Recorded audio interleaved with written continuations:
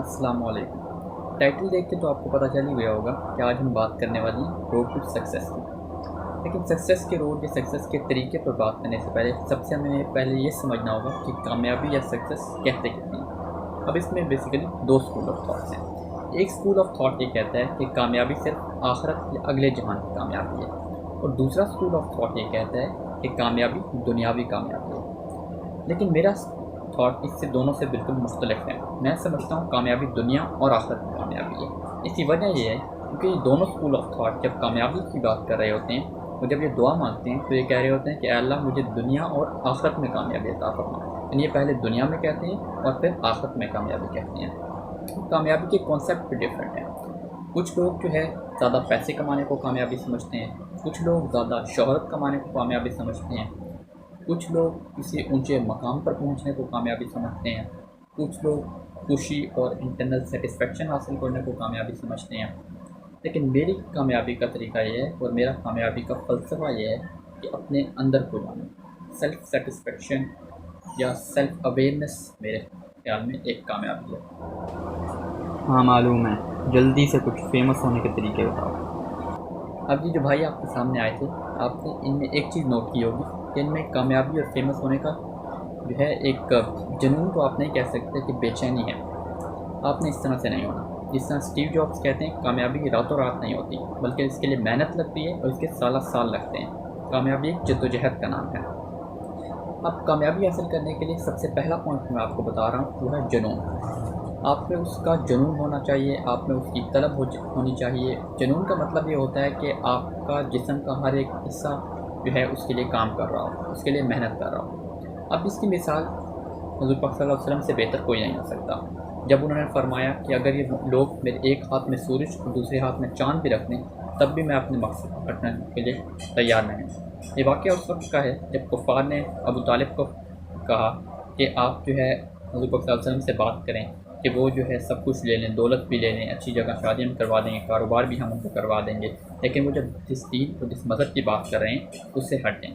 लेकिन वसल्लम एक मिशन पे आए थे, एक मुसाफिर की तरह दुनिया में आए थे और उन्होंने दुनिया को बदलना था। और ये स्टेटमेंट सुनहरी अल्फाज में इसलिए लिखी जाती है क्योंकि उनके जुनून को शो करती है। यानी कितनी भी मुश्किलात मेरे ऊपर आ जाएँ, एक हाथ में सूरज और दूसरे हाथ में चाँद रख दिया जाए तब भी मैं अपने मकसद से नहीं हटूँगा। इसके अलावा एडिसन की मिसाल भी हमारे सामने है। एडिसन वही बल्ब ईजाद करने वाला। बल्ब के अलावा उन्होंने 1249 ईजादात और भी की थी, लेकिन एक बल्ब को ईजाद करने के लिए उन्हें 10,000 कोशिशें करनी पड़ी। यानी जिस तरह उनका एक कोटेशन भी है कि मैंने 10,000 बार मैं फ़ेल नहीं हुआ, बल्कि मैं 10,000 ऐसे तरीके ईजाद कर लिए जिनकी वजह से मैं कामयाब नहीं हो सकता। यानी एक एटीट्यूड है, ये एक जुनून था कि मुझे कामयाब होना है, मुझे उस चीज़ को ईजाद करना है। इसके अलावा एडिसन के बारे में मैं ये भी बताता चलूँ कि जब वो 72 साल के थे तो उनकी जो सारी बड़ी लाइब्रेरी उन्होंने बनाई थी वो आग उसको लग गई। तो बाहर खड़े होकर मुस्करा रहे थे और वो ये कह रहे थे कि अब मुझे से नए तरीके से काम करने का मौका मिलेगा। यानी ये एक एटीट्यूड है और आपको फेलियर एक्सपेक्ट करनी चाहिए और उससे ग्रो करने का तरीका भी सीखना चाहिए। और आपको ये एक्सपेक्ट करना चाहिए कि अगर मैं कोई बड़ा काम करूँगा मैं फ़ेल हो जाऊँगा। दूसरा पॉइंट जो जुनून हासिल करने के लिए या एक इस अप्रोच को हासिल करने के लिए कि आपके पास पूरी प्लानिंग होनी चाहिए। आपको नज़र आ जाना चाहिए कि 5 साल बाद या 6 साल बाद या 10 साल बाद मैं इस बड़े मकसद को अचीव कर लूँगा। और जितना बड़ा मकसद जितना ही होता है उसी तरह जुनून होता है और उसी तरह जज्बा होता है। जिस तरह कहते हैं कि बहुत से लोग इसलिए नहीं फेल होते कि वो छोटे बड़े मकसद रखते हैं उसको अचीव नहीं कर पाते, बल्कि इसलिए फेल होते हैं वो छोटे मकसद रखते हैं उनको अचीव कर लेते हैं। ये बात याद रखिएगा। पहला पॉइंट तो हो गया जुनून। अब दूसरा पॉइंट है इत्तका, यानी चेंजिंग। कामयाबी हासिल करने के लिए वक्त के साथ साथ अपनी अप्रोच को और अपने आप को चेंज करना ज़रूरी है। अब इसकी एक्सप्लेनेशन और इसकी मिसाल मैं दूंगा डार्विन भाई से। जी हाँ, वो डार्विन भाई बंदर वाले। डार्विन भाई का कहना है कि कामयाबी हासिल करने के लिए इंसान को चेंज होना ज़रूरी है। इसकी मिसाल वो कुछ यूँ देते हैं, इस तरह डायनासोर था, वो बड़ा भरकम भारी, लेकिन उसकी नस्ल फना हो गई। इसकी वजह ये थी क्योंकि उसमें अपने आप को चेंज करने की या ज़माने या एनवायरनमेंट के हवाले से अपने आप को चेंज करने की उसमें सलाहियत ही नहीं थी। लेकिन अगर काकरोच आप देखें, कॉकरोच जो लाल बेग वगैरह होता है, तो उसको आप देखें तो वो उसकी नस्ल जो है आज भी आप देख सकते हैं, वो फना नहीं हुई। اس کی وجہ یہ تھی کہ اس کو اس کی میں ایبلٹی تھی کہ وہ انوائرمنٹ کے ساتھ اپنی باڈی کو ایڈجسٹ کر سکے. تو اس سے ہم نے سیکھا کیا کہ اگر آپ زمانے کے ساتھ تبدیل ہوتے رہیں گے تب ہی آپ جو ہے کامیاب ہو سکتے ہیں. اگر آپ نوٹ کریں کہ اگر جو پچھلے خیالات کے جو لوگ ہوتے ہیں وہ زمانہ آگے بڑھ جاتا ہے اور وہ پیچھے رہ جاتے ہیں, وہ ترقی نہیں کر پاتے. اور ایک ریسرچ میں دیکھا گیا ہے کہ جن بندوں میں ڈپریشن زیادہ ہوتا ہے اور جو خودکشی زیادہ کرتے ہیں وہ بھی وہی لوگ ہوتے ہیں جو پاسٹ میں رہ جاتے ہیں. یعنی جو بندے پاسٹ میں رہ جاتے ہیں وہی زیادہ خودکشی کرتے ہیں, ان میں ڈپریشن زیادہ ہوتا ہے کیونکہ وہ زمانے کے ساتھ چل نہیں سکتے, زمانہ آگے نکل جاتا ہے. یعنی کہ دوسرا پوائنٹ جو یاد رکھنے والا ہے وہ یہ ہے کہ آپ نے چینجنگ کرنی ہے, ارتقا کرنا ہے. اب یہ چینجنگ کا احساس ہوتا کس طرح سے ہے؟ چینجنگ کا احساس ہوتا ہے لا علمی کے احساس کی وجہ سے. روزانہ کپڑے تو تبدیل کرتا ہوں, تم کون سی تبدیلی کی بات کر رہے ہو؟ اچھا, میں کپڑے بیسیکل تبدیل کرنے کی بات نہیں کر رہا, میں بات کر رہا ہوں ذہن اور سوچ تبدیل ہونے سے.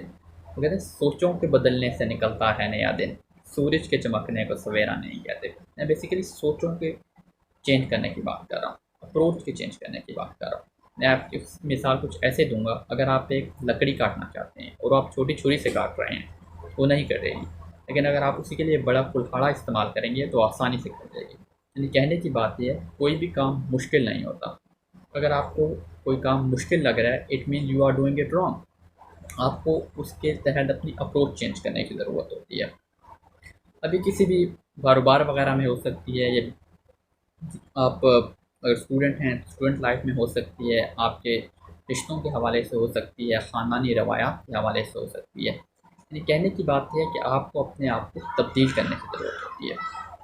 اب آتے ہیں تھرڈ پوائنٹ کی طرف. تھرڈ پوائنٹ ہوتا ہے بیسیکلی ٹرینڈ سیٹر, کہ آپ نے ایک ٹرینڈ سیٹ کرنا ہوتا ہے. ٹرینڈ سیٹ ہوتا کون سا ہے؟ ٹرینڈ سیٹر ہوتا ہے جو کمیونٹی کو چینج کرتا ہے. وہ بندہ ٹرینڈ سیٹ کرتا ہے جو پہلے جو چیز نہیں ہو رہی ہوتی اس اسپیسیفک کمیونٹی میں اس کو چینج کر رہا ہوتا ہے. اب ٹرینڈ سیٹر کا بالکل یہ مقصد نہیں ہے کہ آپ جو ہے کوئی بڑی سوسائٹی قائم کر لیں, ہاؤس سوسائٹی, ہاؤس اسکیم وغیرہ کی اتنے بڑے لیول پہ سوچیں, کیونکہ جیسے ہی آپ یہ سوچیں گے تو آپ کو خیال آئے گا تو میں تو یہ کر ہی نہیں سکتا, تو وہیں پہ فنا ہو جانا ہے آئیڈیا. کہنے کی بات یہ کہ آپ چھوٹی چھوٹی چیزوں میں ٹرینڈ سیٹ کر سکتے ہیں. یعنی اگر آپ کے کسی خاندان میں روایات ہوتی ہیں, وہ آپ اگر آپ لگتے ہیں فرسودہ روایات ہیں تو وہ آپ چینج کر سکتے ہیں. یعنی کہ اگر آپ کے خاندان میں جو ہے کوئی میڈیا میں کام پہلے کسی نے نہیں کیا اور نہ کرنے دیتے ہیں تو آپ میڈیا میں کام کر سکتے ہیں کیونکہ صحیح ہے. یا آپ کے خاندان میں لڑکیوں وغیرہ میں کوئی یونیورسٹی نہیں گیا تو آپ وہ چینج کر سکتے ہیں, فرسودہ روایت ہے, آپ ٹرینڈ اس میں سیٹ کر سکتے ہیں. اگر آپ کے آنے والی جو نسلیں ہوں گی وہ اس کو پھر فالو کریں گی. یعنی خاندان کے لحاظ سے بھی کیا جا سکتا ہے. اگر آپ کے خاندان میں چھوٹی عمر میں بچوں کی شادی کی جاتی ہے, آپ اس کے خلاف رجسٹ کر کے اس میں ٹرینڈ سیٹ کر سکتے ہیں. یا آپ کے خاندان میں کسی نے کاروبار پہلے نہیں کیا, یعنی آپ کے باؤ اجداد میں, آپ کے باپ دادا میں کسی نے کاروبار کیا ہی نہیں ہے, تو آپ اس کو چینج کر سکتے ہیں, آپ کاروبار کرنا شروع کر دیتے ہیں. یعنی وہ یہ کہتے ہیں کہ اگر آپ نے کوئی کاروبار کیا تو وہ کامیاب ہوگا, اور آپ کے خاندان میں بھی کامیاب کاروبار چلتا رہا تو یہ کوئی بڑی بات نہیں ہے کیونکہ آپ نے ٹرینڈ سیٹ نہیں کیا. لیکن اگر آپ کے خاندان میں کوئی کاروباری آدمی پہلے نہیں تھا اور اب آپ کاروبار کریں تو یہ بڑی بات ہے کیونکہ آپ ایک ٹرینڈ سیٹ کر رہے ہیں. تم کہنا کیا چاہتے ہو, میں اپنے خاندان سے الگ ہو جاؤں؟ کہ خاندان کی روایات تو بالکل خلاف ہے. نہیں, میں بالکل بھی ایسی بات نہیں کر رہا کہ آپ اپنے خاندان سے جو ہے لڑنا جھگڑنا شروع کر دیں. نہیں, میں بات کر رہا ہوں خاندان سے لڑنا نہیں بلکہ اس کو تبدیل کرنے کی, کیونکہ آپ کی آگے آنے والی نسلیں میٹر کرتی ہیں اس کے لیے, اور یہ کوئی اتنی بڑی بات نہیں ہے. اس طرح آپ ٹرینڈ سیٹ کرتے ہیں. جس طرح اگر آپ کمیونٹی میں جو ہے اس نے چینل وغیرہ یوٹیوب چینل وغیرہ نہیں بنایا, یا پھر اس نے اسپیکنگ کبھی کی نہیں, ڈبیٹ کبھی کی نہیں آپ کے خاندان میں, تو وہ آپ سٹارٹ کر سکتے ہیں. آپ ایک ٹرینڈ سیٹ کریں گے, آپ کی آنے والی نسلیں اس کو فالو کریں گی. یہ بیسیکلی ٹرینڈ سیٹر ہوتا ہے جو کمیونٹی کو چینج کرتا ہے. یہ تھرڈ پوائنٹ امپورٹنٹ ہے. اب اس کی مثال اگین آپ سیرت نبوی سے دیکھ سکتے ہیں.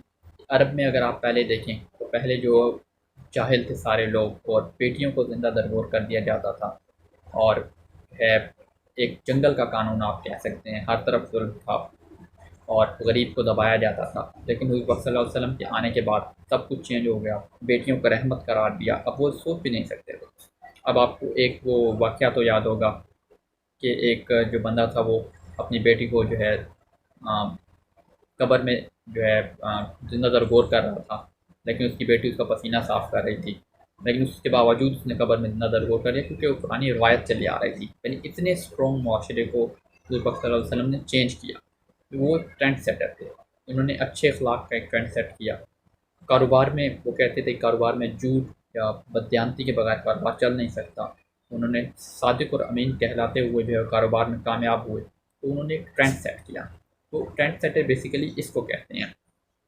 اب ٹرینڈ سیٹ جب آپ کر لیتے ہیں تو بیسیکلی آپ کی اپنی شناخت ہوتی ہے, اور اپنی شناخت جس کی ہوتی ہے وہی آگے پہچانا جاتا ہے. وہ کہتے ہیں کہ اگر آپ ایک پہلے سڑک بنی ہوئی ہے اسی پہ گاڑی چلانا بہت آسان ہوتا ہے, لیکن ایک جو سڑک ابھی بنی نہیں ہوئی اس کو پہلے بنا کے ٹیڑھی میڑھی سڑک پہ گاڑی چلانا قدرے مشکل ہوتا ہے. لیکن جب آپ پہنچتے ہیں تو آپ ایک اسٹینڈرڈ سیٹ کر دیتے ہیں اور پھر لوگ اس کو فالو کرتے ہیں.